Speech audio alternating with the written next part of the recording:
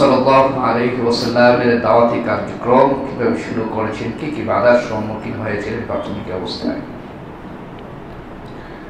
আল্লাহ রাসূল সাল্লাল্লাহু আলাইহি ওয়াসাল্লাম দ্বীনের দাওয়াত দেওয়া যখন শুরু করেছেন, তখন কিছু সংখ্যক লোক ইসলামের ছায়াতলে আশ্রয় গ্রহণ করেছে, আর কিছু সংখ্যক লোক আল্লাহ রাসূল সাল্লাল্লাহু আলাইহি ওয়াসাল্লামের বিপক্ষে দাঁড়িয়েছে, বিরুদ্ধাচরণ শুরু করেছে। রাসূল সাল্লাল্লাহু আলাইহি ওয়াসাল্লামের বিরুদ্ধাচরণ করার কারণে তাদের লাভ হয়েছে না ক্ষতি হয়েছে? আর যারা আল্লাহ রাসূলের পক্ষ অবলম্বন করেছে, ঈমান এনেছে, তাদের লাভ হয়েছে না ক্ষতি হয়েছে? কেমন লাভ হয়েছে? যদি কোনো মুসলমানের সন্তান এই পৃথিবীতে জন্মগ্রহণ করে তার বাবাকে যদি বলা হয় তোমাকে ৫,০০০ টাকা দেব, তার নাম আবু জাহেল রাখো, কি বলেন? কেউ রাখবে? কেউ রাখবে না। তার নামটা সমাজ থেকে নিকৃষ্ট হিসেবে এতটা বেশি পরিচিত হয়েছে, ভালো মানুষদের কাতার থেকে তার নামটা এমন ভাবে মুছে গিয়েছে, টাকা দিলেও কেউ রাখবে না। এই জন্য ভালো মানুষ যারা, তাদের সাথী হতে পারলে আমাদের লাভ।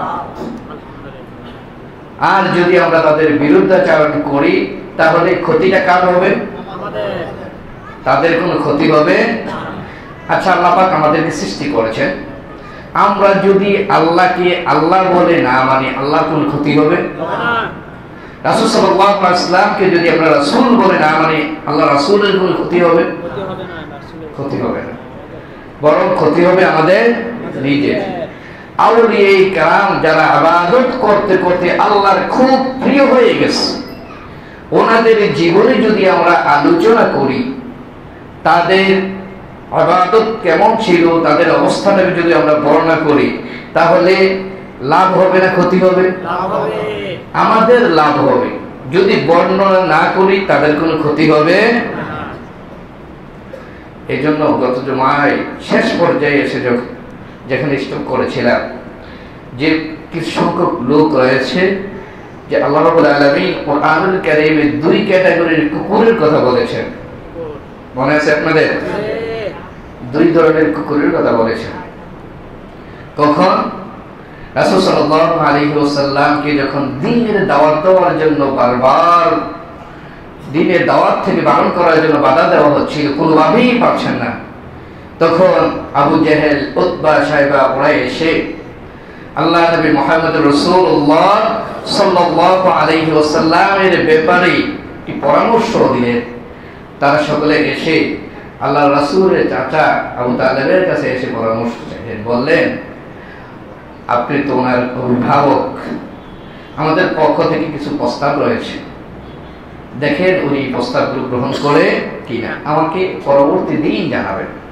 ওনারা গেলেন, বললেন প্রথম প্রস্তাব হচ্ছে আপনার ভাতিজাকে বলেন যদি দুনিয়ার সম্পদ চায়, সে যদি আর্থিক দিক থেকে সচ্ছলতা লাভ করতে চায়, বাদশা হতে চায়, তাহলে আমরা তাকে বাদশা বানিয়ে দেব। আর যদি সুন্দর গাড়ি বাড়ি চায়, তাহলে গাড়ি বাড়ির ব্যবস্থা করে দেব। যদি সুন্দরী নারী বিবাহ করতে চায়, তাও আমরা ব্যবস্থা করে দেব। তারপরেও তাকে বলো দ্বীনের দাওয়াত থেকে যেন দূরে সরে যায়। প্রস্তাব দিয়েছেন, এক, যদি আর্থিক দিক থেকে সচ্ছলতা চায়, রাজা হতে চায়, তাহলেও সুন্দরী নারী চাইলেও। এই 3W দেশ বলা হয় আমেরিকাকে। এই 3W কারণে কিন্তু যত সমস্যা।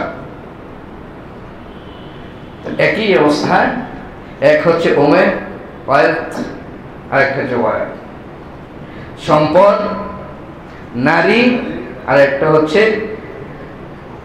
গাড়ি, বলতে এখানে যুদ্ধ বোঝানো, ওয়ার যুদ্ধ। এই তিনটাই সব ধরনের সমস্যা। এই 3W দেশের জন্য আমেরিকাকে বলা হয়। এখন এই তিনটা যত ধরনের অঘটন দেখবেন, কোনো না কোনো ভাবে এই 3W জড়িত আছে। হয় সম্পদের লোভ, না হয় নারী জনিত কোনো। তো একই অবস্থায় ওরা এসে তিনটার প্রস্তাব দিয়েছেন। রাসূল সাল্লাল্লাহু আলাইহি ওয়াসাল্লাম যখন রাত্রি এসেছেন, আসার পরে ওনার চাচা এসে বললেন, আমার কাছে প্রস্তাব এসেছে, তোমার অভিমত কি?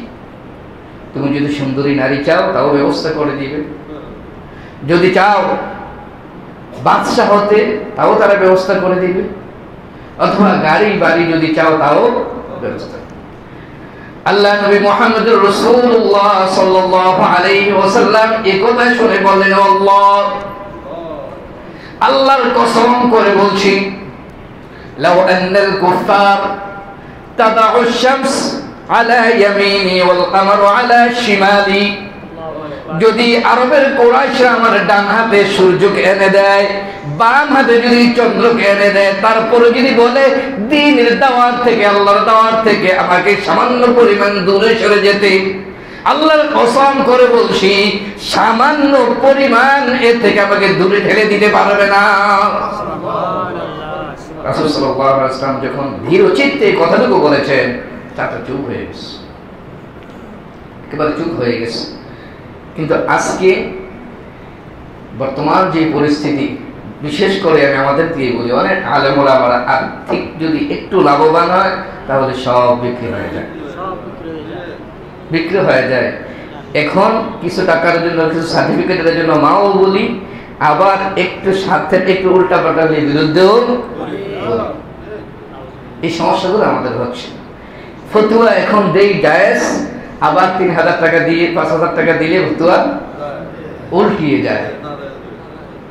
এই জন্য আশ-শাইতানু ইয়াইদুকুমুল ফাকরা ওয়া ইয়া'মুরুকুম বিল ফাহশা, শয়তানের প্রধান দায়িত্ব হচ্ছে ইয়া'মুরুকুম, শয়তান মানুষদেরকে, আশ-শাইতানু ইয়াইদুকুমুল ফাকর, শয়তান মানুষদেরকে দরিদ্র বানায় আগে, তারপরে অন্যায়ের দিকে দাবিতে করে। আর্থিক যখন একটু সমস্যা থাকবে তখন তাকে কিনাটাকেও সহজ হবে। এই জন্য সবসময় শয়তান দারিদ্রতার পথটা খোঁজে, কিভাবে তাকে আর্থিক দিক থেকে অসচ্ছল বানানো যায়। এই কারণে অনেকে বিক্রি হয়ে যাচ্ছে, ফতুয়া উল্টিয়ে দেয়। তাই একমাত্র সম্পদের লোভে, যত আল্লাহওয়ালাই হোক, আর্থিক দিক থেকে সামান্য পরিমাণ লোভ যদি তার মাঝে কাজ করে, যে আমি দ্বীনের জন্য নয়, শুধুমাত্র সম্পদের কারণে আমি আলেম অর্জন করেছি, সম্পদ অর্জন করতে পারলেই হলো, এই ধরনের চিন্তা যে সকল আলেমের থাকবে, যারই থাকবে, আবেদের থাকবে, সে কখনো দ্বীনের উপরে ইস্তেকামত থাকতে পারবে কখনো পারবে না, ফতুয়া উল্টে যাবে। আর ওই ব্যক্তি আল্লাহওয়ালাও হতে পারবে না।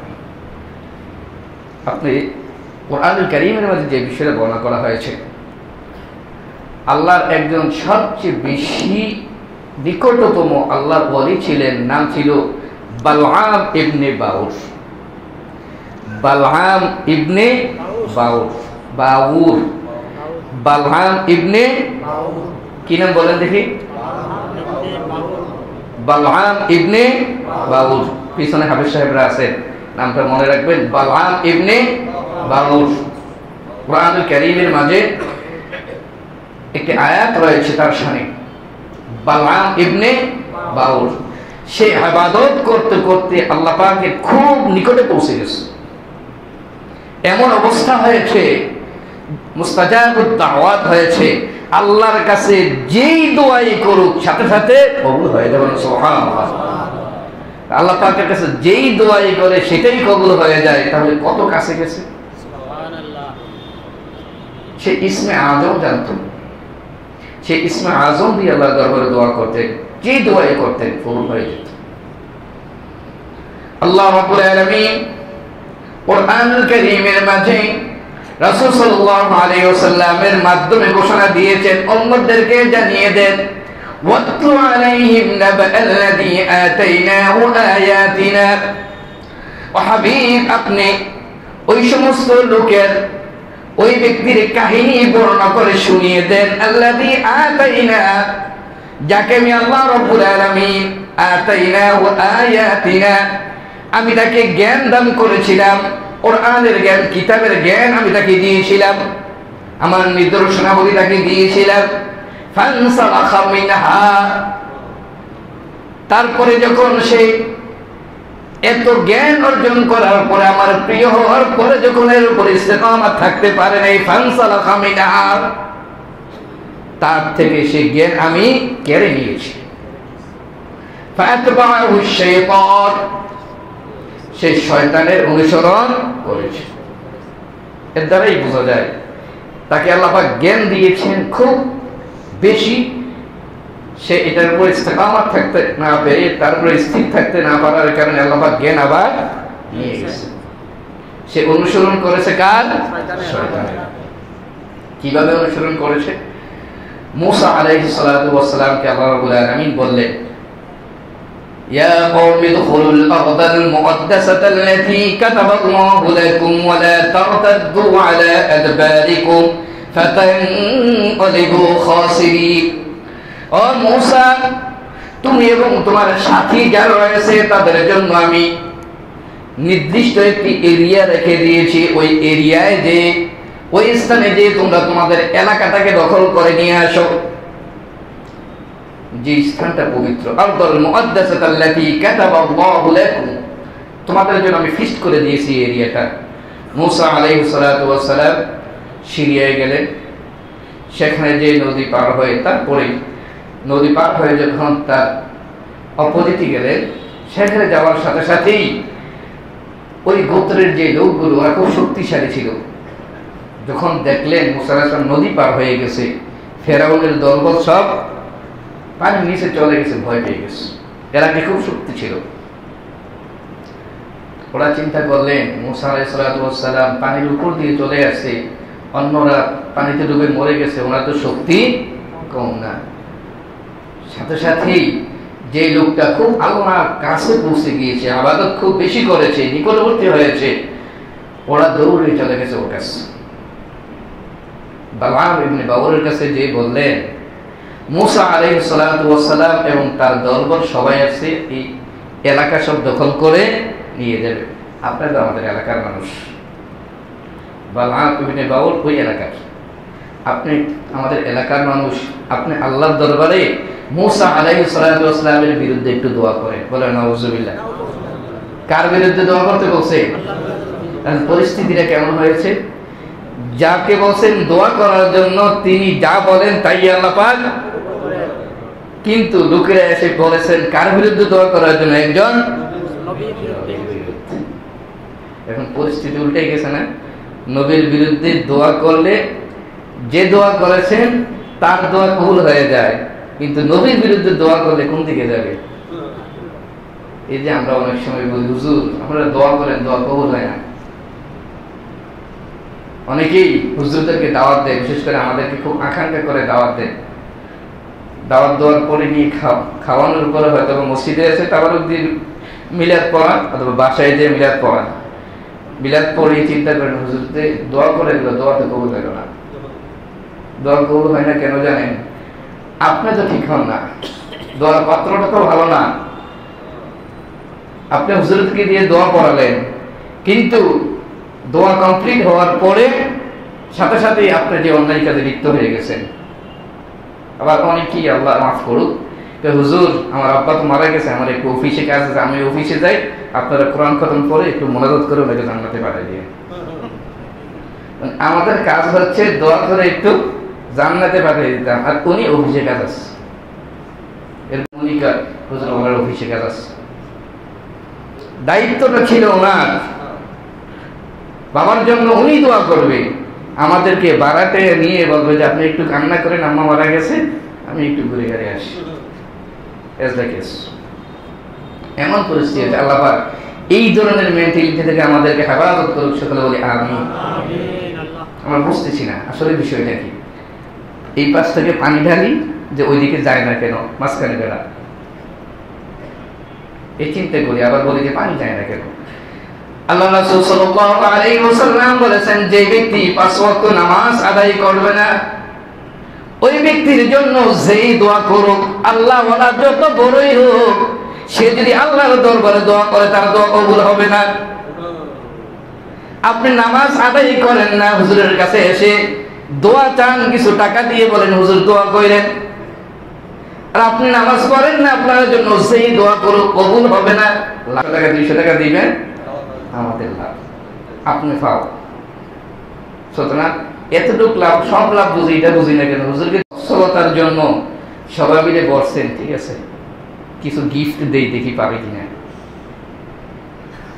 কিছু সম্পদ টাকা পয়সা নিয়ে প্রথম বালআম ইবনে বাউরকে দিলেন, বললেন এটি রাখেন।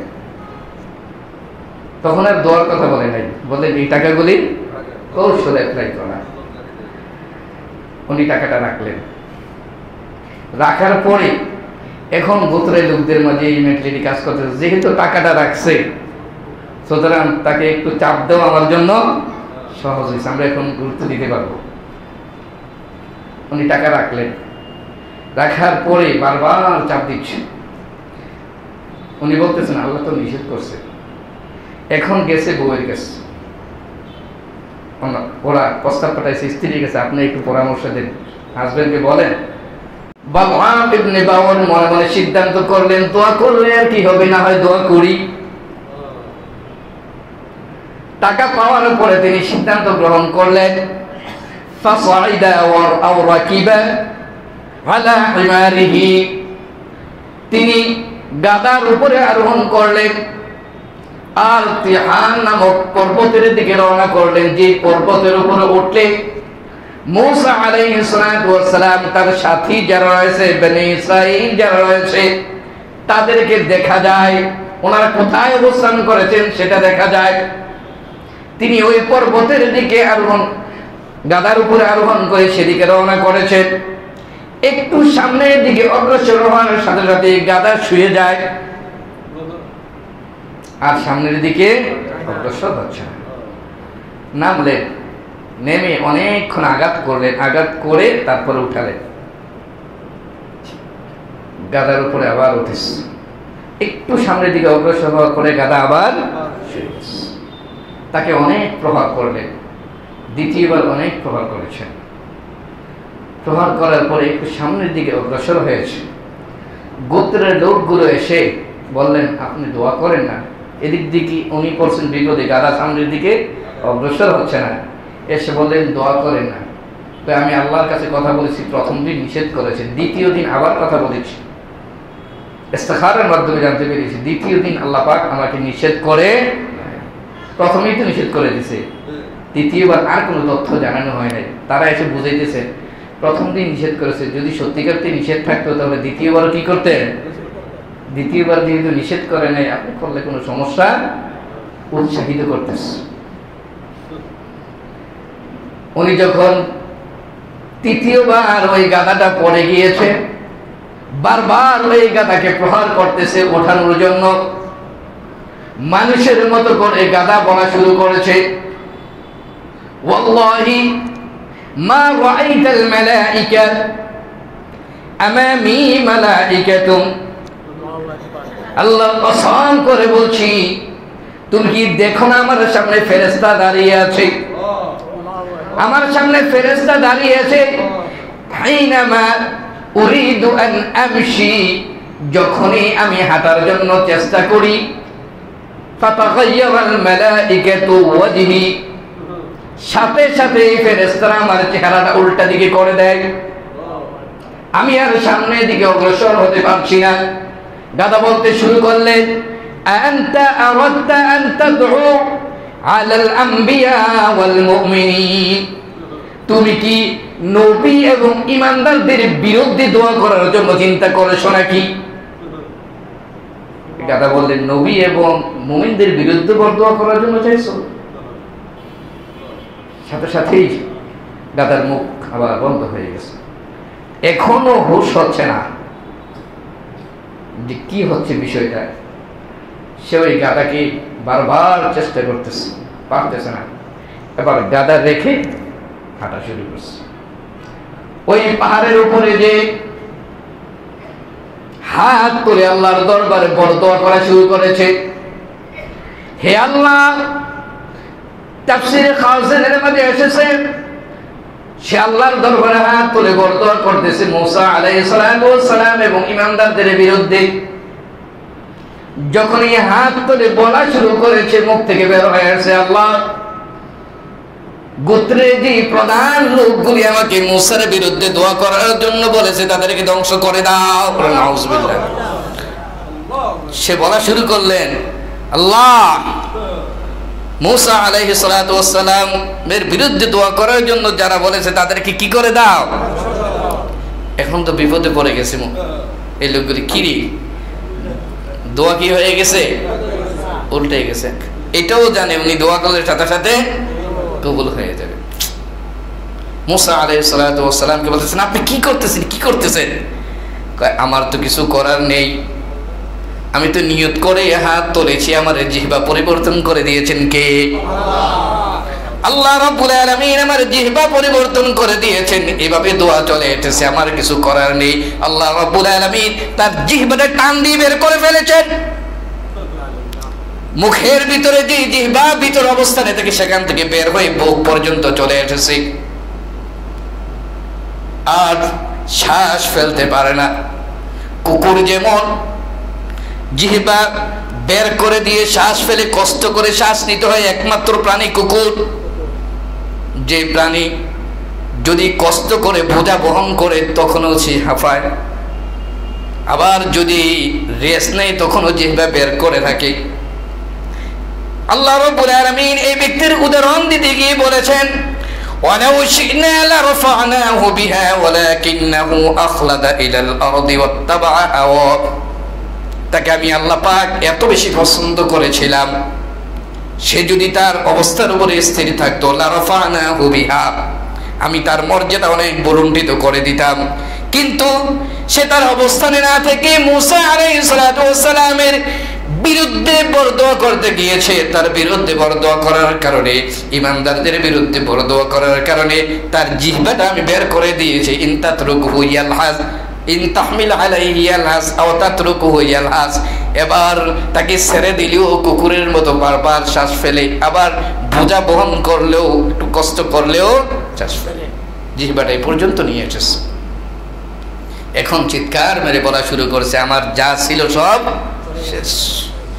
ফানসালাখা মিনহা, সে যে আল্লাহ রাব্বুল আলামিনের ইসমে আযম শিক্ষা গ্রহণ করেছিল, আল্লাহ পাক তার সেই জ্ঞান নিয়ে গেলেন।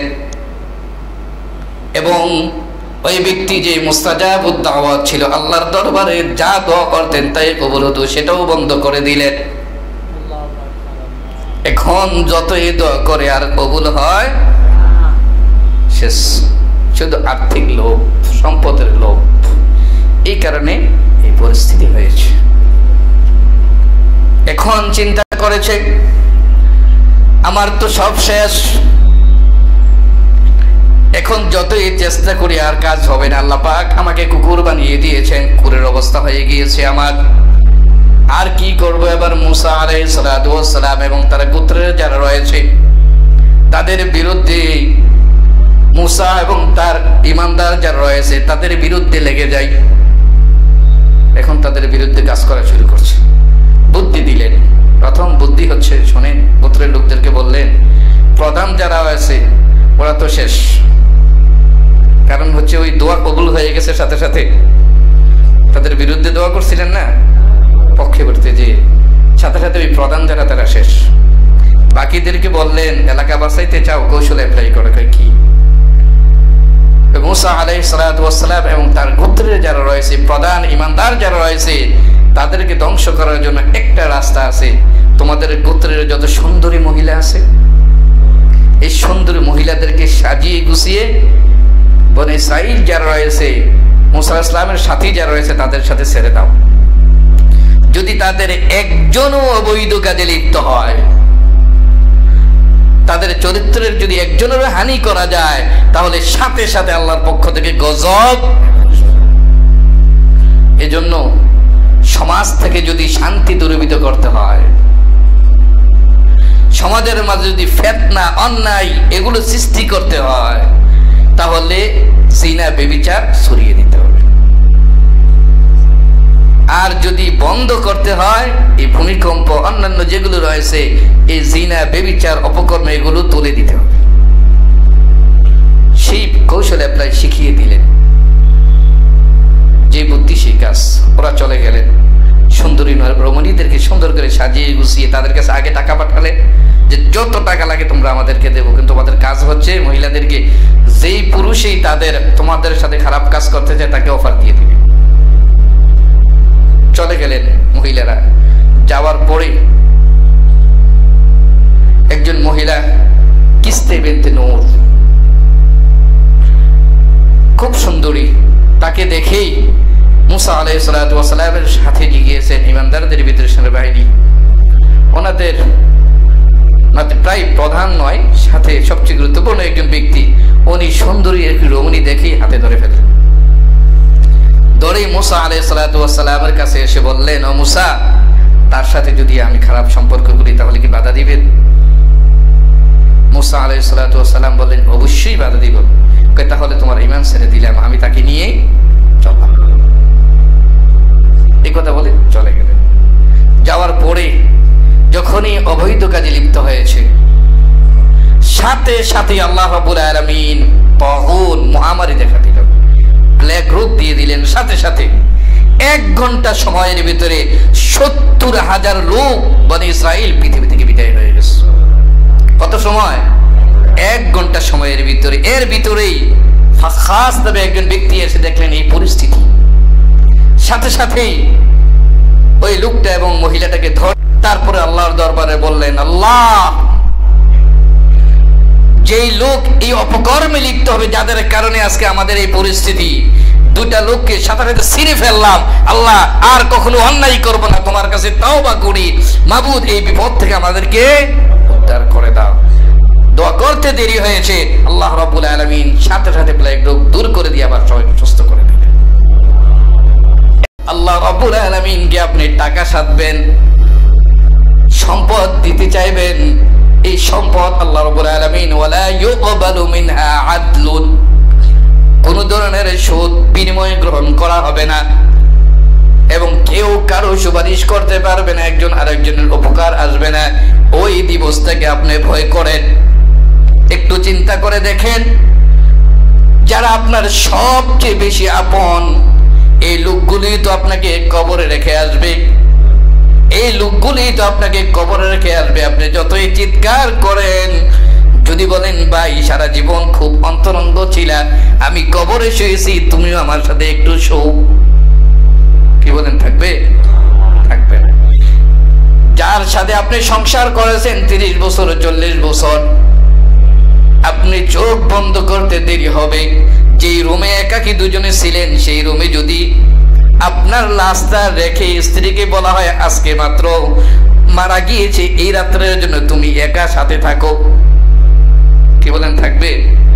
ওই রাতেও থাকবে না, ভয়ে পালাবে। তাহলে আপনার অবস্থাটা কি? যদি কাউকে বলে যে তোমাকে এই লাশটা দিলাম, সাথে 5,000 টাকা দিলাম, তুমি এটা নিয়ে বিক্রি করো, এটা দিয়ে উপকার লাভ করো, তারপরেও সবচেয়ে নিম্নমান হয়ে গেছে, সবচেয়ে নিম্নমান। আপনি কি নিয়ে এত বড়াই, কিসের অর্থ? এই সম্পদের কারণে সবকিছু হয়েছে। আল্লাহ নবী মুহাম্মদুর রাসূলুল্লাহ সাল্লাল্লাহু আলাইহি ওয়াসাল্লামকে যখন সেই সম্পদের প্রস্তাব দেওয়া হয়েছিল, রাসূল সাল্লাল্লাহু আলাইহি ওয়াসাল্লাম যখনই বলেছেন যে আমার এক হাতে সূর্য আর এক হাতে যদি চন্দ্রকে তুলে দেওয়া হয়, আর যদি বলা হয় দ্বীনের দাওয়াত থেকে এক চুল পরিমাণ দূরে সরে যেতে, আমি রাসূল সাল্লাল্লাহু আলাইহি ওয়াসাল্লামকে সামান্য পরিমাণ দূরে ঠেলে দিতে পারবে? এতটুকু বলার পরে পরের দিন সকালে তারা এসে গুনগুন করছে। চাচাকে বলছেন, আচ্ছা কি প্রস্তাব নিয়ে এসেছো? আবু তালেবকে জিজ্ঞেস করতেছে, যে প্রস্তাব পাঠিয়েছিলেন কি পেয়েছেন? আবু তালেব বললেন, তাফসীরে বাগাবীতে এসেছে, তিনি বললেন, ওয়াল্লাহি লাকাদ আলিমতু আন্না দীন মুহাম্মাদিন সাল্লাল্লাহু আলাইহি ওয়াসাল্লাম খায়রু আদিয়ানিল বারিয়াতি ফিদ দুনিয়া। আল্লাহর কসম করে বলেছি, এই পৃথিবীর মাঝে শ্রেষ্ঠ কোন দিন যদি থেকে থাকে, তাহলে মুহাম্মদ সাল্লাল্লাহু আলাইহি ওয়াসাল্লাম যে দ্বীনের দাওয়াত দেয়, এর চেয়েও শ্রেষ্ঠ ধর্ম আর কোনটা হতে পারে না। উনি বলে দিয়েছেন এর চেয়েও শ্রেষ্ঠ ধর্ম আর ওনার থেকে আসছেন প্রস্তাব নেওয়ার জন্য যেন বন্ধ করে। আর উনি বলে দিছেন, আল্লাহর কসম করে বলছি, এর চেয়েও শ্রেষ্ঠ ধর্ম আর নেই। এই খবর শোনার পরে তাদের অবস্থা কি আর এখন শান্ত আছে? অবস্থা আরো খারাপ হয়ে গেছে। এখন উচ্চতর মিটিং ডাকছে সবাইকে নিয়ে,